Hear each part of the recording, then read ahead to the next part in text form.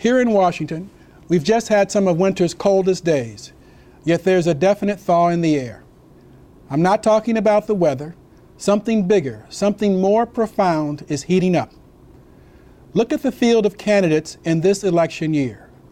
Who would have predicted, even a few years ago, that a woman, an African American, and even a Baptist minister would be plausible contenders for this nation's highest office? And from China comes the news that the government is banning plastic bags. Beijing's decided the production and disposal of a product that has the lifespan of the pyramids is wasteful. If plastic bags in China are headed for the endangered species list, surely business as usual is no longer viable. Change is in the air. In fact, in the campaign for a more sustainable world, industry is emerging as an ally. Hewlett-Packard, PepsiCo, Procter & Gamble, and 8 other global companies are assessing the emissions of their supply chains as part of efforts to lighten their carbon footprint. Building product manufacturers such as Hayworth and Autodesk are likewise creatively advancing a commitment to sustainability because it's the right and smart thing to do. It hasn't escaped the notice of this architect that industry's newfound religion looks a lot like what the AIA has been advocating for at least 3 decades. A new AIA advertising campaign, Walk the Walk, updates our commitment by showing clients as well as the public the value of AIA architects in helping everyone leave a greener footprint. In 1857, when Richard Upjohn and friends created a profession, sustainability was probably not on their minds. And I'm sure they did not envision the man in front of this camera. However, I'm just as certain they would be proud of the profession they created and the policies we advocate. We've grown from the original 13 founders to an organization that's 83,000 strong. 83,000.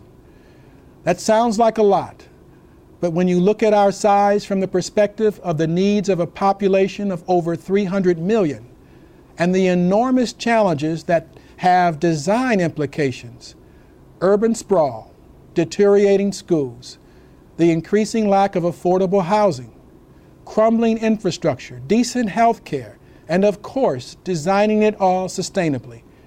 We are tiny, tiny. Architecture is often referred to as frozen music.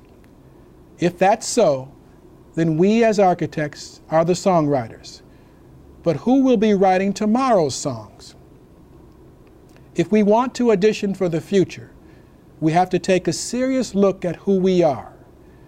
If we are truly to be agents of change, the composers of tomorrow's songs, we must have access to all the instruments in the orchestra.